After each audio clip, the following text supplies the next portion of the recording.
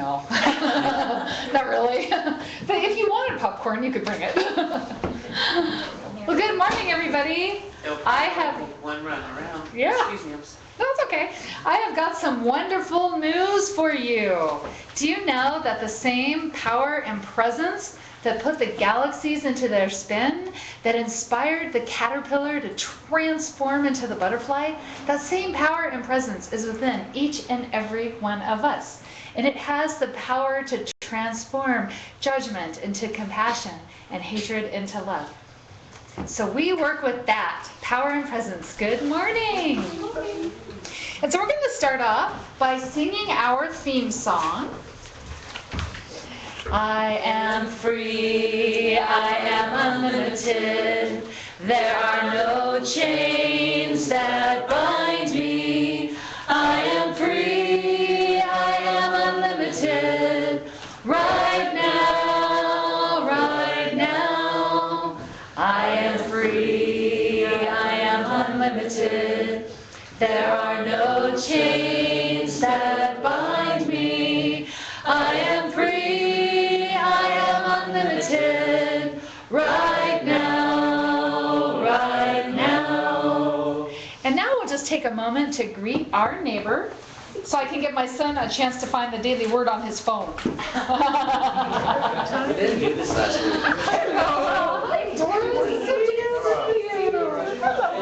See you. Good morning, sweetie. Pearl.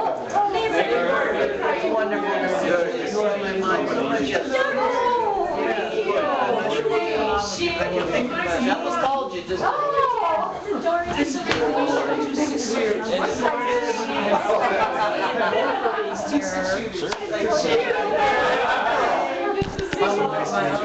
Daryl, nice to meet you. Thank you so much for coming. It's great to be here. Thank you so much.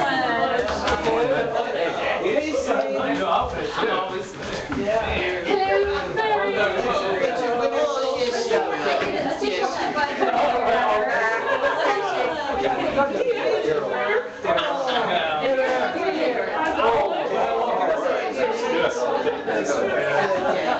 Different context.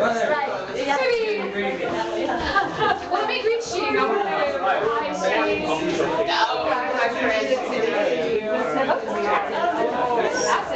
Thank you so much.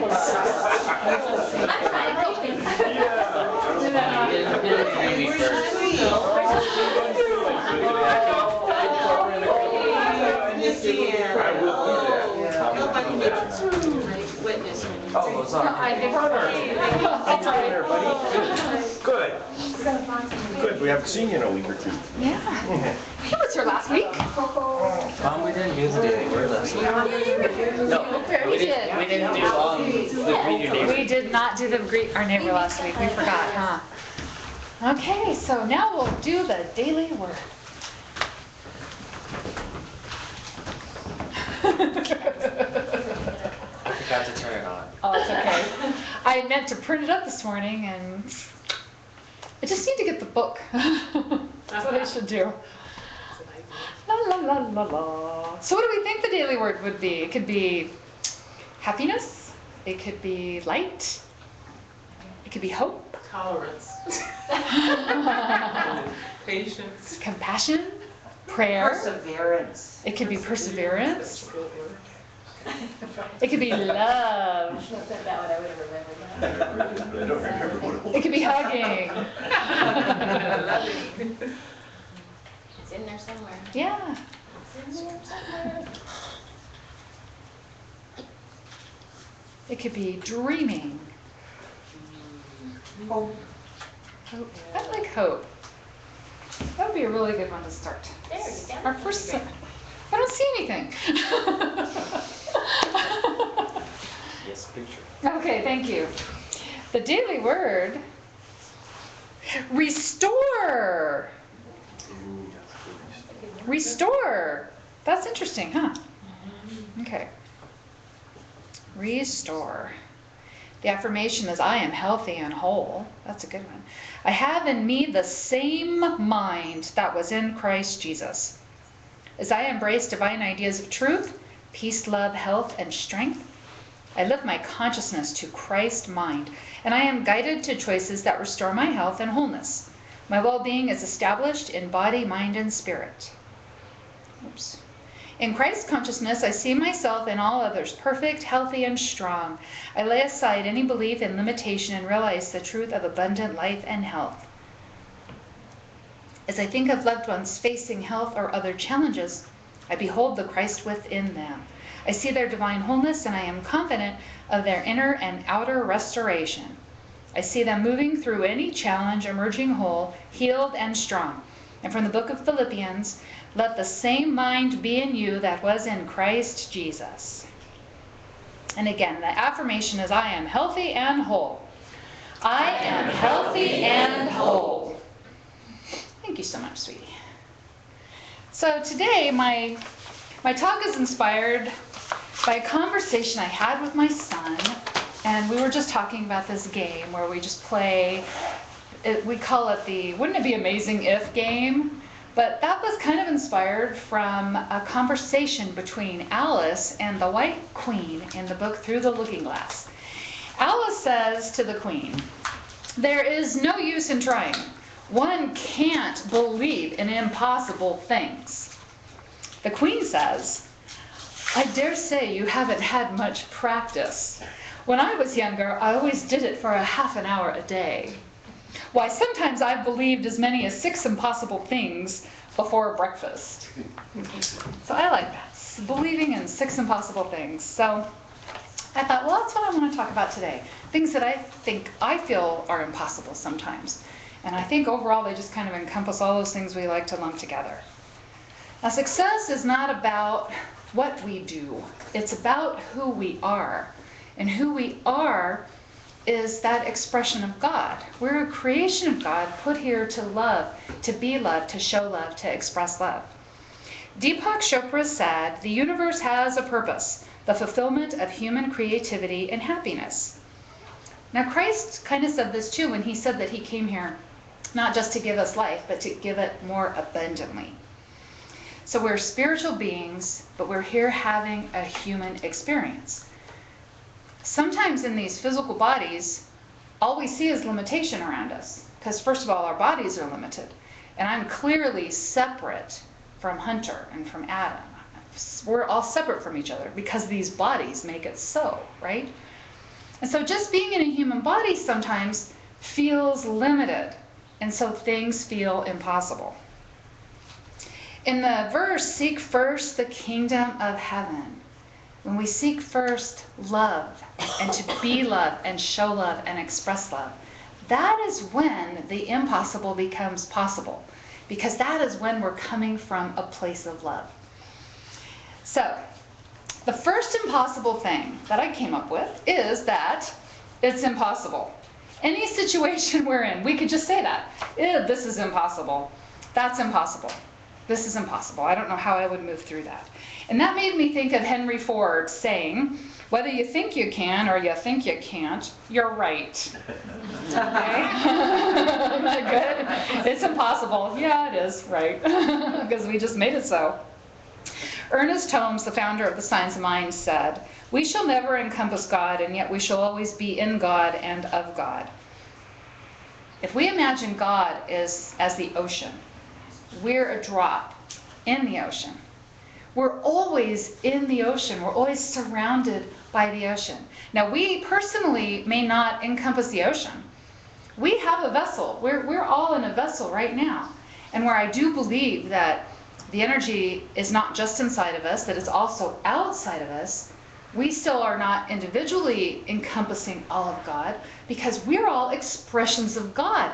God's expressing us. It's not the other way around. God is actually expressing us and expressing through us.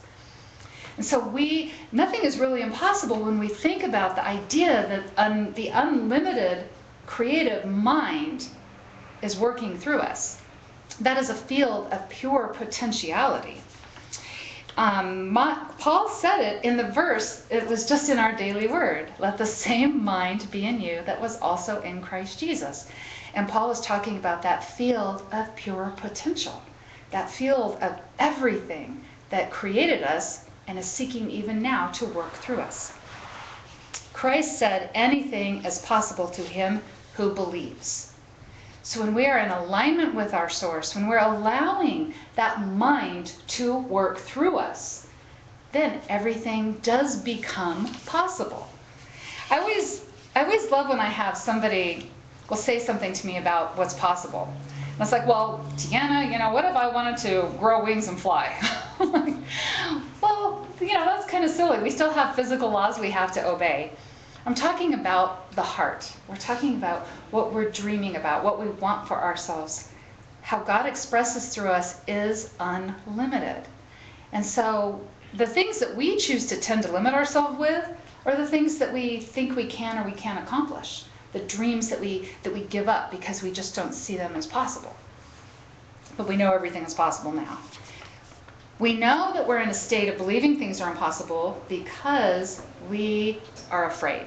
When we're afraid, we start judging things around us. We're going to judge everybody. We're going to be limited by fear. So if we feel fearful about anything, if we feel uncomfortable in any situation, we can just ask ourselves, how can I look at this situation differently? And when we ask, we receive. That Christ said that. Ask anything in my name and you'll receive it. So far you haven't asked. Just ask. So we can ask, how can I see this situation differently? And at that point, we will receive. And questions are door openers. We have something difficult in our life and we think it's limiting us. We think our life is feeling impossible. When we ask to see something differently, God shows us how to look at it differently. God shows us how to see the potential in even those difficult situations. God shows us how to see through the situation and move on. So, it's impossible becomes everything is possible.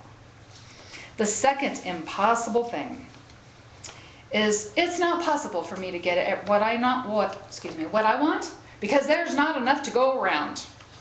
Okay, that is a belief in lack. And it's funny, I know I found myself sometimes thinking, well, I would like this and this and this in my life. And I see so-and-so has that, and so-and-so has that, and so-and-so has that, but I don't. Because God can't work through me like God can work through everybody else. Because I have this idea of limitation that there's not enough. And when I got into holistic healing, I was really excited. Everything I learned about energy work and about massage therapy and about flower essences and aromatherapy, it was all so exciting to me. My whole education, I was just like, yes, yes, yes. Then I was done and I had my certificates. It was like, okay, Deanna, you learned everything here. You need to go out and start doing something with this. And I was like, oh no, I don't know what to do. I don't know, how am I going to find clients? Who's going to want to listen to me? Luckily, I got a job, or I rented space from Dr. Cheryl Klingbeil down the street here, the chiropractor. She believed in all possibilities, and she believed in plenty, so she helped me keep from just like totally losing it those first couple years I was building my business. But still, it didn't stop me from being upset when I would meet a person here in Redlands, and they'd say, oh, Deanna, I'm going to go to school to be a massage therapist. I'd be, oh, great, that's all Redlands needs is another massage therapist, take my business from me. That is a belief in lack, that there is not enough. That was my own limitation. So something that helps us, if we believe that there is limitation, that there's not enough to go around, we start giving. We give, give, give. And it's a fun exercise to just get up in the morning and decide to give something to every single person that you meet that day. Everything. Every person. And we have a lot to give. We've already given a lot in this little room. We gave hugs. We gave appreciations. We said how happy we were to see each other. After our meet and greet, I always feel really elated with all this wonderful energy. So we have that to give each other. If we need something, we can give what it is we need. If we need prosperity, we give prosperity to someone else. If we don't have money to give somebody, we can give them a blessing of prosperity entering their life. If we need love, we can give love, because what we give is what we receive, because energy is in a constant state of movement. It has to keep moving or it becomes stagnant. And if we had like super interesting scientific glasses where we could look at the world and see the energetic movement of the world, where we saw the molecules and the electrons and all the other particles, what we would see are things in a constant state of vibration. Like Adam's super, super still right now. But in reality, he's like this. Everything inside of him is going like this. Ooh, yeah. And so our energy field, when we're giving, we're causing something to go out, so something has to come back to us. That's a law of the universe. That's a physical law. And think about water. Think about the ocean. The water is always crashing and moving. And then it gets evaporated up into the clouds. And then the clouds go over the continent. And then it rains down. And then the water, it goes into the dirt. It does other things. Some of it ends up back in the rivers. Now, something I found very interesting about rivers is that a herd of cattle can go through a river. And they can, like, empty themselves into the river, right? And just keep going. But you only have to go so far down the river to have clean water again, because all of that motion, it automatically just cleans the water. There's a filtering system because of all the movement, because of all the rocks, because of the sand. But it's the movement.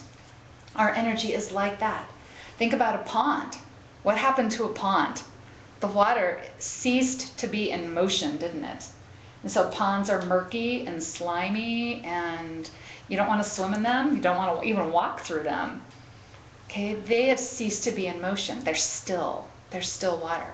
So we want to just keep giving and giving. So believing that impossibility, it's impossible to get what I need because there's not enough of it, we change it into, if I want something, I'm going to give it. Okay, because if we have it to give, we have it to receive also. Our third impossibility. I'm stuck. I can't get out of the situation. It's impossible for me to change my situation. Okay? We always have a choice. We do. Sometimes we don't want to make choices because actually it seems kind of scary. Sometimes we feel stuck because we know what we have to do, but it does feel scary. The idea of quitting a job or ending a relationship, sometimes those are the things that we know need to happen in our life, but it feels too scary to make that change. But making a choice based on love, it can still feel scary, but it will also give us a feeling of moving forward. So we just want to make a choice. We want to look at how we make choices. If we're making them unconsciously, we're reacting and we're coming from fear. We want to consciously think about making choices. If we're feeling stuck, we're just not making enough choices. When I was working with Dr. Cheryl, the chiropractor, I had the opportunity to go to a really big, like 3-day seminar with her. At this seminar, Deepak Chopra actually came and gave a talk. There were a whole bunch of people like that, like Joe Vitale and the guy who wrote the Chicken Soup for the Soul book. I mean, a lot of really interesting motivational speakers were there. And one man was there, and I actually hadn't heard of him. But he said that there was a study done, and there were people who made decisions, and they thought about them and thought about them and thought about them, and they weighed every possible outcome, and they took a long time to decide to make this decision. They did not make better decisions than people who made decisions like that, made decisions quickly based on how they felt in their gut. In fact, the people who made decisions more quickly based on how they were feeling and they didn't dwell on it, they tended to appear more successful because if they made a bad decision that slowed them down, they were quicker to make other decisions to move them forward. Where people who tend to make decisions really slowly, if they made a bad decision, they'd be like, oh man, I really have to think through this next one. So the impossibility that we can't move, that we're just stuck in our situation, changes to just make a choice. It changes the future. And make them like that. Just make them like that. In the movie Under the Tuscan Sun, did you see that? That movie was, to me, it was about synchronicity. It has Diane Lane in it. It's a really good movie. But she is a divorcee, and she didn't want to be divorced. Her friends tried talking her into going to this trip to Italy. She kind of did want to go, but also just seemed kind of one of those crazy things you do. They finally got her to go. She was there, and she ends up buying a house in Tuscany. And it just happened so quickly. And it's one of those decisions that if she had thought about it too long, she would have been back on that tour bus. But it ended up changing her life. So we want to do that too. We want to allow ourselves to make those choices. And something interesting I was reading in one of my energy books was that when we make choices that are not just for our highest good, but also for the highest good of those around us, the energy is like filled with more power and love and more expression in it, and makes bigger changes for everybody.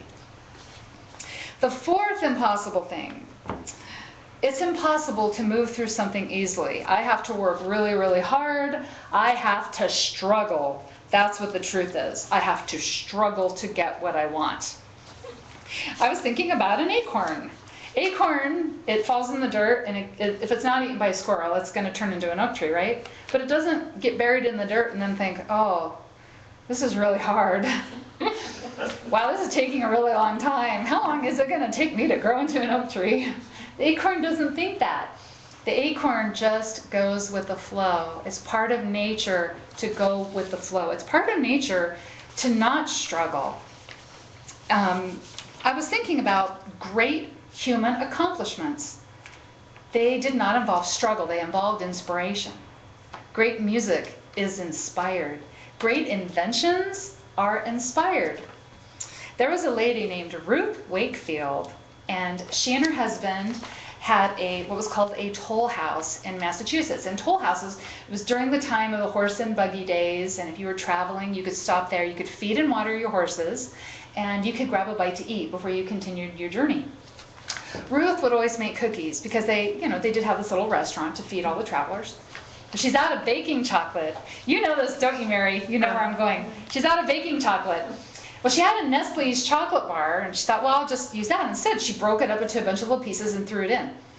Well, it surprised her when she was done that the chocolate didn't melt and mix into the batter like baking chocolate would. Instead, it stayed in little chocolate chips in the cookie. She invented the chocolate chip cookie on accident. Toll House cookie. The Toll House cookie. Now, the interesting thing that follows with this is that Nestle noticed that in her little area of Massachusetts, the chocolate bars suddenly the sales were skyrocketing. So they went to investigate. Well, it turns out her cookies were so popular, everybody was buying them and everybody wanted to make them. So they decided that they would, they bought a recipe from her. Hi, come on in. They bought her recipe from her, and then they gave her a lifetime supply of chocolate. They decided to make it easier for people to bake with their chocolate, and so they like scored the candy bar. But see, again, it was just so popular, that's when they invented the chocolate chip. That was an inspired invention. That was an inspired creation. So yes, the chocolate chip cookie is inspired, and we all knew that already. There was another lady named Betty Nesmith Graham. In the 1950s, she worked for the Texas Bank and Trust. She was a member of the secretarial typing pool. She was a high school dropout, but she was a good secretary, she was a good typist, and she worked her way up to be the head of the typing pool. But see, back then, typewriters, they didn't have correction ribbon or anything yet. And so when they would type a whole page, if they even got to the end and made one error, they had to retype the whole page. Well, Betty one day was watching some workers paint a window for a holiday display. She noticed when they made a mistake, they painted over the mistake. And she thought, that's interesting. She went home. She mixed up a batch of tempera paint. She added a little bit of dye so it matched the paper at her work. And she called it Mistake Out. She went to work and she started using it, and all the other secretaries were like, oh, what are you doing? And so pretty soon she was making enough for everybody there in the secretarial pool. Well, do you know that one day she was so busy distributing her mistake out to everybody that her boss got mad and he fired her? So she left, she got a patent, and whiteout was born. And so we don't use whiteout now, but she certainly made enough money to make her life very comfortable, I'm sure. When we're struggling against something, we're struggling against the universe. When we're allowing God to just work through us, we just get inspired. We get inspired, and our inspirations, they fill needs. Like the chocolate chip cookie, like the whiteout. We just get inspired. Great things happen because we allow ourselves to be inspired. I can't think of the last time I was trying to force a good thing to happen. That forcing feels like struggle. It feels like pushing. And it feels bad. It doesn't feel good. When I'm inspired, and I think we've all felt this, being inspired, it's like things happen right before we set them in motion even. Things are just happening for us, and we're kind of following along.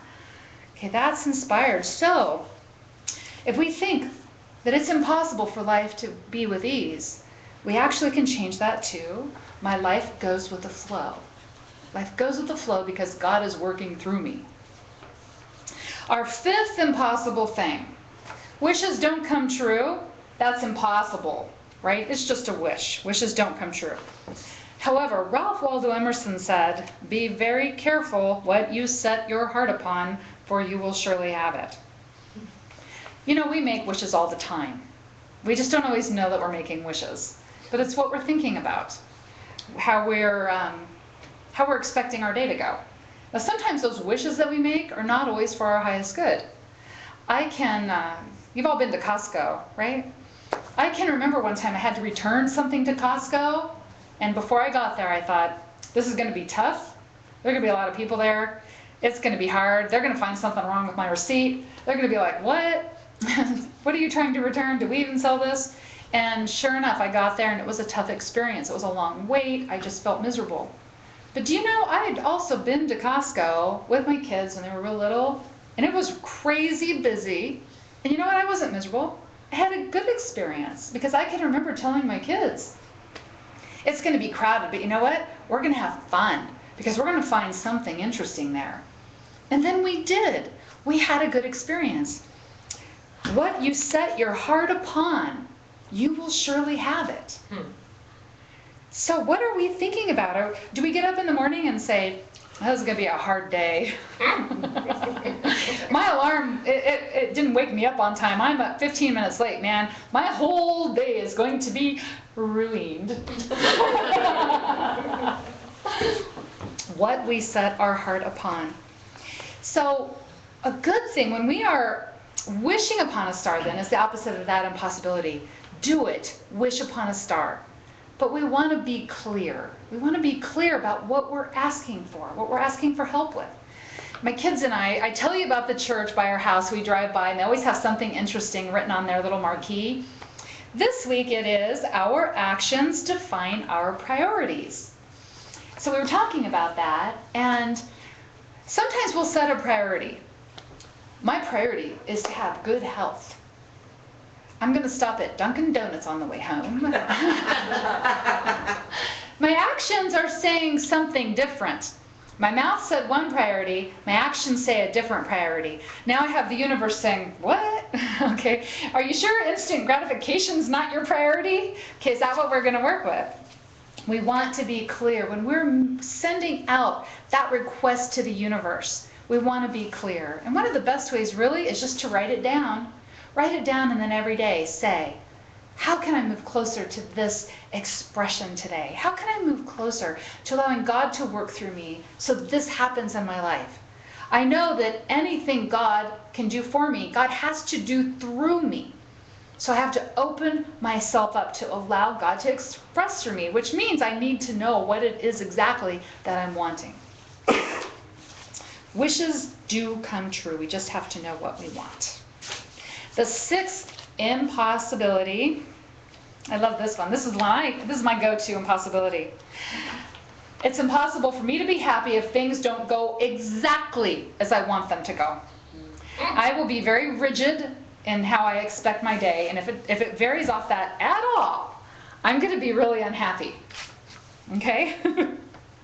When a scientist is performing an experiment on something, they do have a desired outcome, right? Many times, sometimes they just don't know what they're experimenting on, they're just experimenting. But a lot of times they have a desired outcome. They're really hoping for a desired outcome. But they don't want to mess with the experiment because they want a true result. So they are detached from the outcome because they just want it to happen as it's going to happen. They're enthusiastic about the experiment, I think. Most scientists I know are pretty enthusiastic people, I think. So they are enthusiastic, but they are detached. They're willing to just let what's going to happen, happen. We can do that. We can be enthusiastic about what's going on in our life, but we can still be trusting that the universe always sees the bigger picture. We may be saying, well, I have to have this specific house in this specific neighborhood. But then we've just limited what the universe can do for us. What if the universe can put us someplace else where we fall in love with our neighbors and it's a beautiful, peaceful neighborhood and it's way better than anything we could have imagined?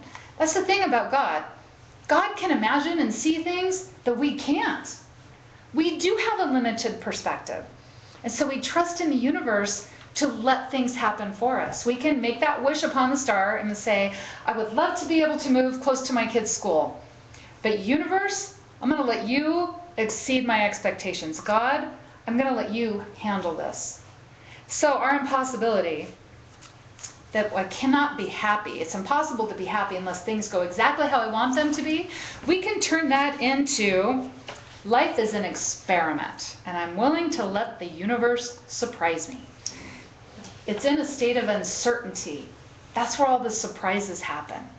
Being in a state of uncertainty means we're not focused on what we already know from our past. We're willing to be surprised, and when we let ourselves be surprised, our expectations are exceeded. There are a lot of universal and physical laws that we do have to pay attention to. The physical laws, like we can't fly off of a building, or we'll be following the law of gravity by crashing into the ground. There's the universal laws, like we have to maintain our vibration at a certain place if we want to feel how God works through us. We can really lower our vibration with anger and judgment and criticisms, but then God can't express through us. We're shutting the doors and shutting the windows when we do that. So we do have to follow the universal law. We can say, yes, I want God to work through me. I have to allow that to happen then, because I have to obey that law. Those laws, physical and universal laws, are just there for us so we can play this game of life and keep moving forward to find the experience of God in every situation, in all things. We just keep moving forward. We keep finding God, like the Where's Waldo game. Is that it? Is it Where's Waldo? Yeah, where is Waldo? Well, I don't know. We have to look. Where is God? Where is God? When I'm driving down the freeway, God is in that person who got in front of me. When I am, and did I see it? Did I see it? Because then I'll feel it in my heart. That's winning something. That's getting something right there. So where is God?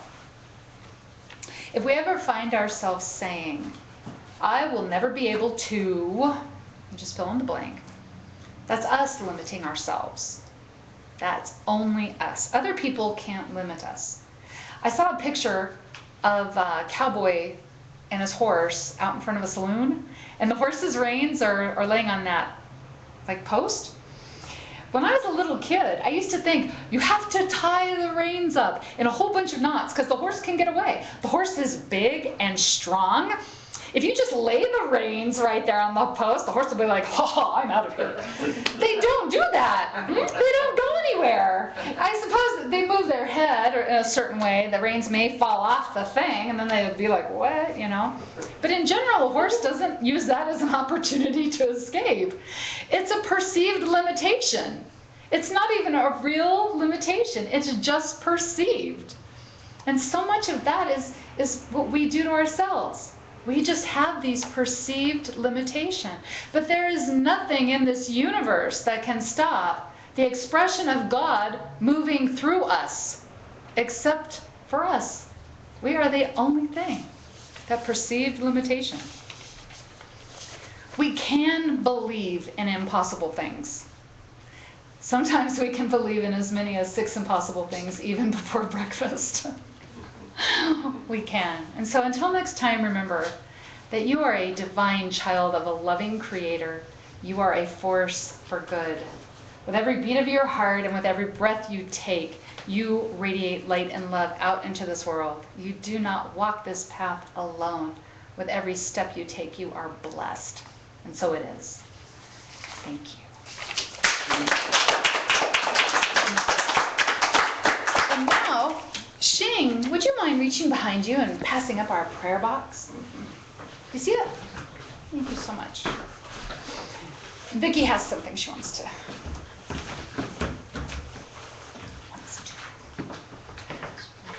Thank you. Okay, now we're just going to take a moment and we're going to connect to that divine force of nature that works through us all the time. We're just going to think about our friends who have a request that's in this box right now, friends we know and friends we haven't even met yet. We're going to think about they're asking for something. They're asking for God to work in their lives. So just take a deep breath and just feel yourself centered. Feel that energy of God working through you, that energy of love.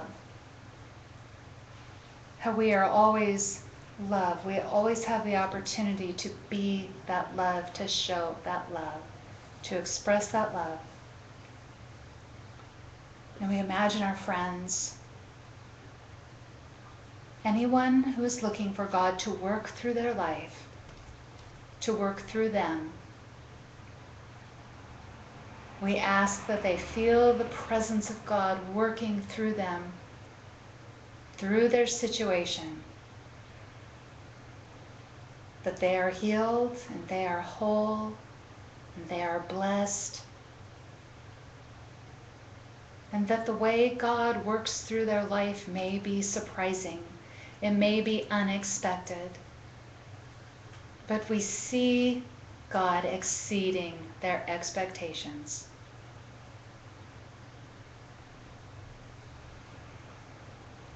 And we think about any of our own concerns. If we have anything that we may be worried about, anything in our life that we want to change, and maybe we are feeling stuck, we ask that to be reminded how God works through us.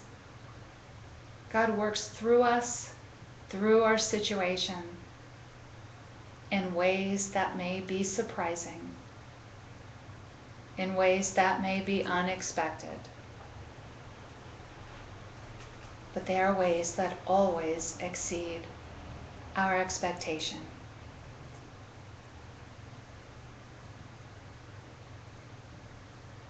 And we just feel this light of God, this light that we know we are part of this light. We feel the light move through us. This light is love. And we just say, I am part of this light.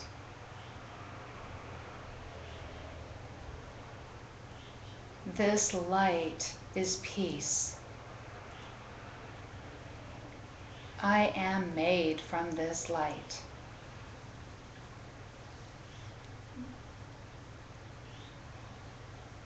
This light is abundance. I am made from this light.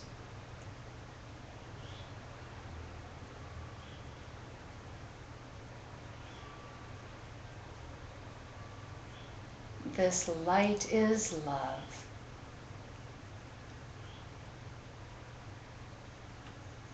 I am made from this light.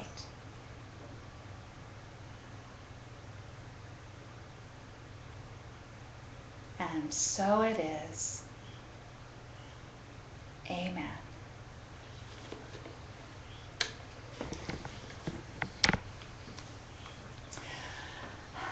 Now we'll stand together and sing our closing song.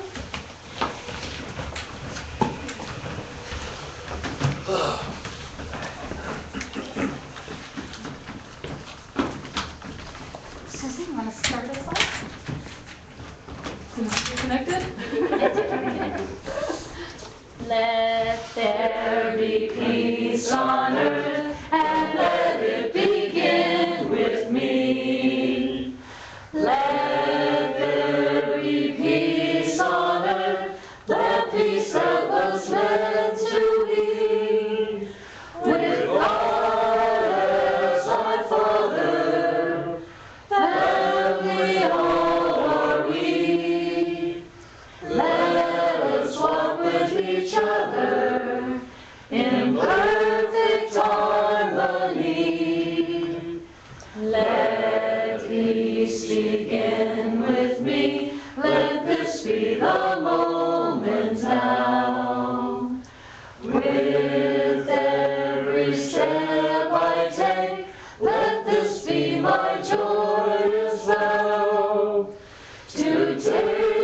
each moment and live each moment with peace eternally. Let there be peace on earth, and let it begin with me. Could you grab our prayer, Adam? It's right behind you. And we know for sure that the light of God surrounds us, the love of God enfolds us, the power of God protects us, and the presence of God watches over us. Wherever we are, God is, and all is well. Amen. And do you remember we have cookies and coffee in the other room? And if you care to donate to the ministry, we do have a love basket back here. So thank you so much for being here today. Basket. And I was just thinking, Whiteout, with this board, we could fix... Me to Yeah, we could us. fix the knees to us. Yeah. Okay. Mistake out. I was thinking mistake out sounded like the title of a police officer. Yeah. Who like won the stakeout contest. Yeah. Thank you so much.